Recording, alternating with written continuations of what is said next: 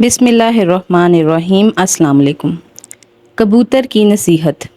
किसी बाग में एक कबूतर ने अपना आशियाना बनाया हुआ था जिसमें वह दिन भर अपने बच्चों को दाना चुगाता। बच्चों के बालों पर निकल रहे थे। एक दिन कबूतर दाना चूंच में दबाए बाहर से आया तो सारे बच्चों ने उन्हें तशवीश से बताया कि अब हमारे आशियाने की बर्बादी का वक्त आ गया है।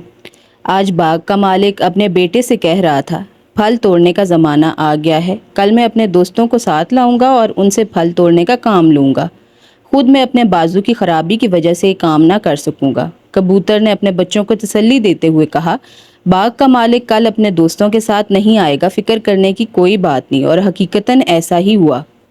बाग का मालिक दूसरे रोज अपने दोस्तों के हमरा फल तोड़ने ना आया। कई रोज बाद बाग का मालिक अपने बेटे के साथ बाग में आया और कहने लगा, मैं उस दिन फल तोड़ने ना आ सका क्योंकि मेरे दोस्त वादे के बावजूद ना आए, लेकिन मेरे दोबारा कहने पर उन्होंने पक्का वादा किया है कि कल वो जरूर आएंगे और फल तोड़ने बाग में जाएंगे। कबूतर ने ये बात बच्चों की सुनी, जुबानी सुनकर कहा, घबराओ नहीं, बाग का मालिक अब भी फल तोड़ने नहीं आएगा, ये कल भी गुजर जाएगा। इसी तरह दूसरा रोज भी गुजर गया और बाग का मालिक और उसके दोस्त ना आए।